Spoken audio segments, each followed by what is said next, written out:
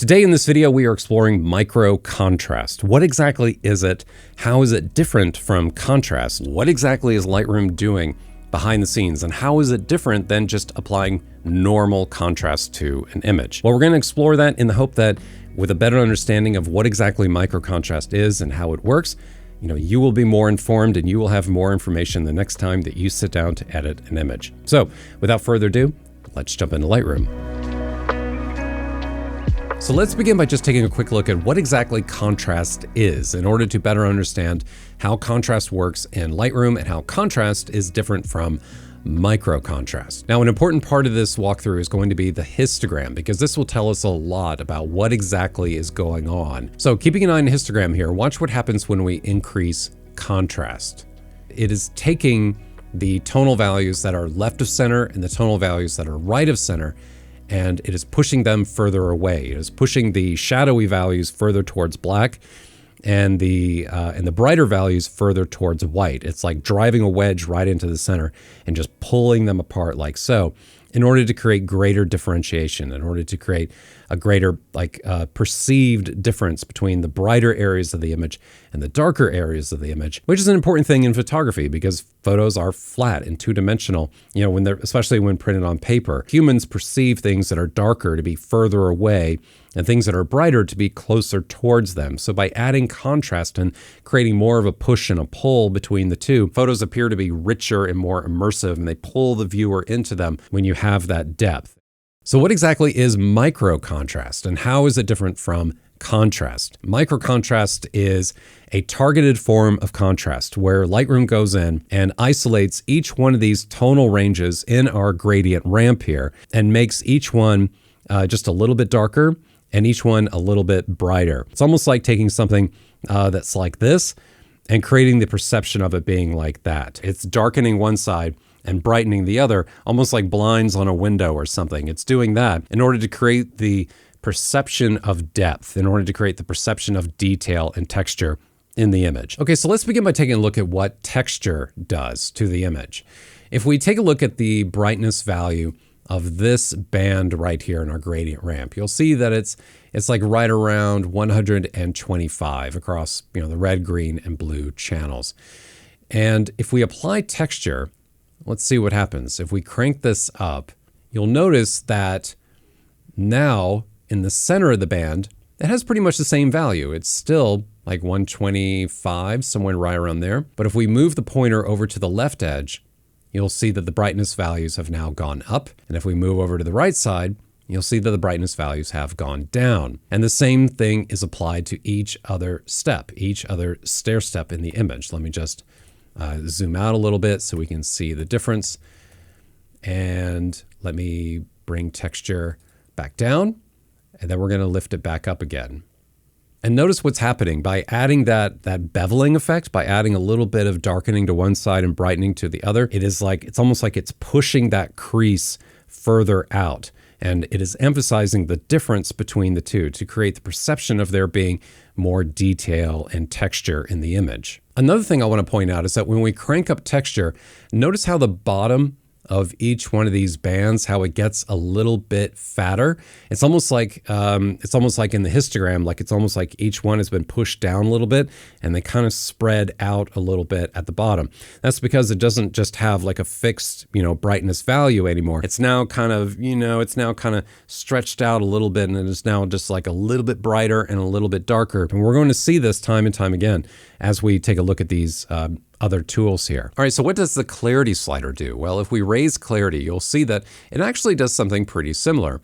And this is evidenced by the histogram up here, where it's making each individual band a little bit darker and a little bit brighter. But the way in which it is applying that shading is not as concentrated around the crease, around that shift in tonality from one step to another. For example, let me just crank clarity up, and we can, see what that looks like. And then if we go back to texture and crank it up, notice how much more we see that line in between the two. Okay, but what about negative clarity? Is that something useful? Is that something you can do? Absolutely. I actually use negative clarity in my own photography more than positive clarity, because negative clarity helps lessen the distinction. It helps remove and kind of blend those tonal values closer together. It brings them closer together instead of pushing them further apart. And the reason that's helpful is because in today's, digital photography world, especially with drones, where like DJI Air 2S, that drone, love the drone, but it does apply some sharpening to the raw files, which doesn't really look that great. It looks kind of crispy and just, a little overbaked, a little overdone. And adding a little bit of negative clarity just kind of takes those pixels and just, blends them together. It just kind of like creates less distinction between them and makes the image look a little more organic. And the exact same thing can be said for like modern mirrorless cameras and lenses. I mean, the gear we have today is incredible, which is great if the type of photography you're doing benefits from detail and texture. Maybe something like, macro photography or wildlife photography or maybe product photography, something like that. But other forms of photography where, it sometimes it just screams digital, like it just looks a little too sharp, a little too clear, and you want something a little more emotive, something a little more subtle. Negative clarity is a really nice way to add that effect to your image. And let's take a detailed look here and see what exactly negative clarity does. So with negative clarity applied, this band here is now darker on the left side and brighter on the right side in order to bring the edges of this band closer to the brighter value to its right and the darker value to its left, which is effectively the reverse of positive clarity. If we pull positive clarity and we push it into the positive here, you'll see that we're creating distinction by adding, we're brightening the left side and darkening the right side. But that negative clarity brings them closer together. Okay, now let's move on and take a look at dehaze. What exactly does dehaze do? Well, when we take a look at the histogram up here and watch what's happening with each individual band, it's doing a very similar thing that clarity did and texture did by, pushing each band down and kind of stretching them out a little bit and adding a little bit of darkening and a little bit of brightening to each one. So you can see that, with this band here, it is now, let me bring back my color meter. We can see that, it's now brighter on the left and darker on the right. Similar to what we saw with clarity. We're creating more distinction here, but we're also darkening the image. And then just like clarity, we can go negative with dehaze. We can pull this towards the left, and it's doing a similar thing to what clarity was doing by darkening the left edge and brightening the right side of each just a little bit in order to flatten them and create less of a crease in between each band. And it is lifting their exposure. It's also pulling up all of those steps. It may sound backwards, but oftentimes when I have an image that has some haze and has some atmosphere in it, a lot of times I reach for the dehaze slider and actually go into the negative with it because I want to take that haze and that atmosphere that's present in the image and amplify it and give it more volume, just to give it more presence and just to give the image a little more drama. And actually, we'll take a look at an example of that coming up here in a minute. Okay, so now let's take a look at the sharpening slider. Now, right now, some of you may be thinking, like what exactly does sharpening have to do with contrast? Like I thought sharpening sharpened the image. Well, sharpening is actually just another micro contrast tool. It is applying micro contrast to each individual step in our gradient ramp here. It's making each one just a little bit darker and each one just a little bit brighter. But the way in which it goes about adding that effect is different. So let's take a look at what it does. So in order to see the sharpening effect, we need to zoom in a little bit here.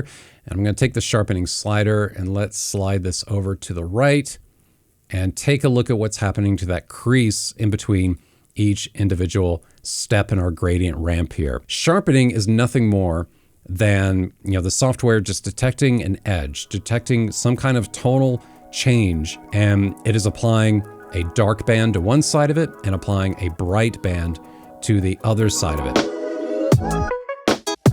All right, let's take everything we've learned up to this point and put it into practical use. Let's edit an image here, and we're going to apply the different types of micro contrast to it. And my challenge to you, what I would like for you to do at this point, is to think back to what we learned so far about how micro contrast affected that gradient ramp that we were looking at. Let's see if you can pre-visualize what is going to happen to this image when we apply micro contrast to it, the different types of micro contrast. Let's see if you can remember exactly what each one of them does and see if you can guess what they're going to do. So let's jump in here. All right, let's begin with where we started earlier, and let's begin with the texture slider. Let's see what texture does if we increase the texture here. Now, as we can see, if we jump back and forth really quick between no texture and texture, it's definitely finding those areas of division. It's finding those cracks and those lines between tonal areas, and it is enhancing them by adding some micro contrast, just a little bit of darkening and a little bit of brightening along each one of those edges, each one of those ridge lines. And it really is pretty nuanced. I mean, it's really getting down like into the texture and the surface of like this rock face here. And it's finding all these little lines that are there in the raw file, and it is trying to bring them out. Personally, I think it depends on the image. I'm not the biggest fan of the texture slider. I don't know, for me, I feel like it just kind of makes everything a bit noisier, a bit grainier, and it just, instead of like simplifying the image, it just seems to almost make it more complex and a little more just visually kind of hard to look at. But I don't know, that's me. Everyone's gonna have their opinion on that one. Okay, so now let's jump down to clarity. Now think back for a second and remember what clarity does to an image? Well, let's take a look. And as expected, the image is getting brighter. The exposure of the image is being affected. It's also adding some shading into the flat tonal areas alongside those ridges. But it's not necessarily enhancing the ridges like texture does. It's more of a tool that creates tonal separation between the flat areas, not necessarily along their ridge lines, if that makes sense. It's more of a tool that affects the areas within the edges, in other words. This is one of those images that I think benefits from having a little bit of clarity because, it is this very rocky, jagged rock face here, and it's in the shade. It's all kind of melding together. There's not a lot of tonal contrast or variety going on here. It just all looks a little bit flat. And by bringing up the clarity, we are not only increasing the contrast of just the overall exposure of the image by bringing up these brighter areas in the rocks here, but we're also deepening some of these shadows, and we are further distinguishing and distancing these tonal areas from each other. Like look at like this rock face here. If we just, take it down to this and then bring it back up again, it actually looks like it feels more tangible, right? Like this area here is closer to you and the whole thing starts to feel like a little more three-dimensional than it did before, which for an image like this, I think is exactly what it needs. So I think in this case, I think clarity is a pretty good option for it. Okay, now it's time for Dehaze. Remember what Dehaze did? If we think back to that gradient ramp from earlier, well, let's see if you are right. If we increase Dehaze, what do you think is going to happen? Let's find out. If we raise Dehaze and increase Dehaze, the image gets darker. Remember this from earlier? How those tonal values in the middle, like the midtones and the shadows, how they started to get pushed down towards black. And in doing so, it is also applying that micro contrast, that same micro contrast that we saw with the clarity slider, where it is emphasizing the different tonal regions without necessarily, having a huge impact on the edges and the lines in between. It is creating more tonal separation, more visual separation between each one of these tonal regions. And it is darkening the image and it is bringing the exposure down. Personally, I'm a pretty big fan of the Dehaze slider. I think in Lightroom, it does a really nice job. I don't like to go too hard with it, but I feel like it does a really good job. The only thing I don't like about Dehaze, let me skip over here to another image. The one thing that I don't like about Dehaze is that Dehaze has an effect on color saturation. Let me see, or rather, let me show you what I'm talking about. If we turn up Dehaze here, in order to get rid of some of this atmospheric haze, which actually I like. I really don't want to get rid of it. I remember so well standing out here on this beach after like days and days and days of sunny days. I actually made a video about this when I was out there. This is in Oregon. And it was just nothing but bright sun and like robin blue skies every day. And I was just so annoyed. And finally, this cloud front moved in and it was awesome. It was just that kind of like Pacific Northwest misty kind of vibe that you're looking for. It lasted for like 30 minutes and then it was gone. So unfortunately, I didn't really get that kind of atmosphere that I was hoping for. But I did, I was able to get a few images. You see how when you crank up Dehaze here, how it really, it starts pulling out a lot of this blue and the sky up here. And it's in this area of the sand and the water here, it just starts getting really kind of weird. There's this kind of like weird magenta like fringe or halo. I don't know if it's chromatic aberration or what exactly is going on there, but it's like pulling something weird out of this area of the image. In contrast to, the contrast slider, let's push the contrast slider up and see what it does. Notice how much better it is with color. Like, yeah, it does deepen the blues a little bit and it pulls down the orange and the sand a bit, but that's to be expected. I mean, anytime something gets darker, it tends to become a little more saturated. So that is to be expected, but it definitely does not have that same kind of obnoxious looking saturation that that Dehaze can create. Oh, and while we're here, why don't we see what happens when we go negative with Dehaze? Let's push Dehaze further towards the left. And as expected, the image is getting brighter. Those midtones and those highlights are being pushed up further towards white. And we're starting to lose some of that micro contrast. Like this rock here is just starting to get a little bit softer. Like we are, losing some of that tonality in it. Whereas if we go positive with it, well, then we start to bring it out and then we're starting to get some tonality there. But anyway, that is to be expected. So let's go back to the other image. And I just realized I forgot to do negative clarity. Let's do negative clarity and let's see what it does. Now you see what's happening? This is just a very, very subtle adjustment here, but let me just toggle this on and off. So that is with the adjustment, and that is straight out of camera raw. That's without the adjustment. So you can see that this is what I like about clarity, about negative clarity. I like the fact that it's kind of like the opposite of texture, what we saw just a second ago. It is minimizing those subtle, fine textures, those things that are, a little, to my eyes at least, a little distracting.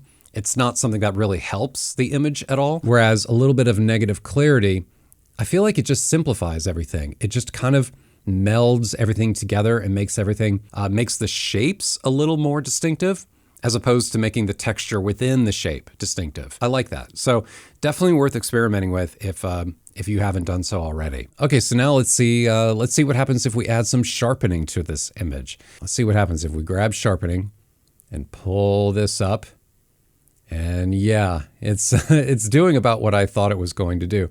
It's definitely emphasizing the edges, around each one of these, facets here in this rock.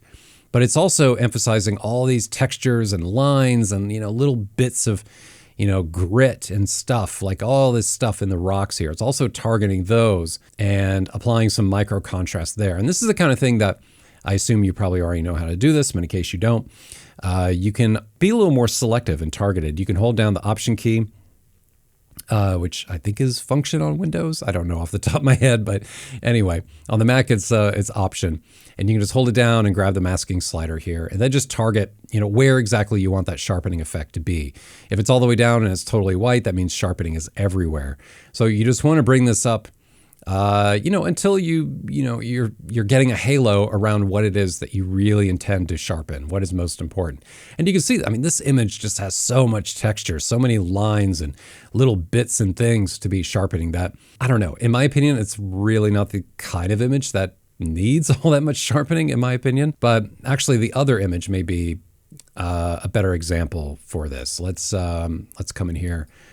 And let's see if you can predict. What do you think is going to happen if we crank up the sharpening on this one? If you guessed a really strong halo and some like weird kind of fringing around the shape, you guessed it. It is, adding this really strong white halo, this band around the rock here, and then the darker edge on the inside, which is a common problem. I know, especially in landscape photography, it's something that a lot of people kind of struggle with. It's a pretty good sign that the image has actually been over sharpened if you're getting some of that haloing in your shot. Sharpening is generally speaking not something I do in Lightroom. I tend to take all the sharpening out and then just apply however much sharpening I want to the final image in Photoshop. I open it up in Photoshop and then apply appropriate amounts of sharpening for, making a print, for a social media image, for a website image, whatever, because you're going to want different amounts of sharpening depending on the output size of the image. So it's better to be a little more nuanced with your sharpening there. This is really, I think, mainly the sharpening tool in Lightroom is more of like a baseline sharpening tool. It just kind of gets the raw material into a slightly better state. Doesn't really hurt anything, but I just prefer working without it. So anyway, I just turn it off, but that should give you a pretty good idea of how that form of micro contrast works. All right, so I hope this video was helpful. Hopefully it was time well spent. I hope that you learned something new from this video today. My goal in this video really was to plant something in your brain for the next time you sit down, plant a visual in your brain for the next time that you're editing an image and you're perhaps looking at that raw file and you're looking at those flat gray kind of like soft midtones in the middle of your image, and you're thinking, I wish I could get in there and add a little bit of texture, add a little bit of contrast and some tonality into that region. Well, there's obviously different ways of doing it. And it really comes down to, at the end of the day, like what it is that you're trying to emphasize. If you're trying to emphasize the divisions between each one of those tonal areas, and you want that to be an important, like that's what you want to enhance and bring forward in your image, then using something like texture or sharpening would do the trick, because that's what they target. They target that crease in between. Whereas clarity and dehaze, they don't necessarily enhance that dividing line in between, but rather they create more tonality and create more contrast within each one of those tonal values. And really, when trying to decide between one or the other, just remember that when you add clarity, you are also increasing brightness. You are increasing tonality, you are adding contrast to your midtones, and you're also making them brighter.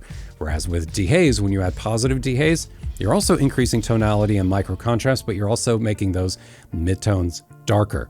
Personally, for me, I tend to favor the dehaze tool. I always seem to need to kind of like push those midtones further down into the shadows, and I like adding a little extra micro contrast into those regions just to give them a little more definition. And it's a tool that I frequently use, and I tend to use clarity, as I talked about before, more in the negative. Like I like being able to push that clarity to the left and just softening and blurring those lines a little bit in the textures and just kind of melding everything together just a little bit more. If you enjoyed the video, please take a moment and just give this video a thumbs up down below. And if you would like to do this again, if you want to hang out with me again in the future, I know I would love to. So why don't you tap or click subscribe down below, and we can do this again in the future.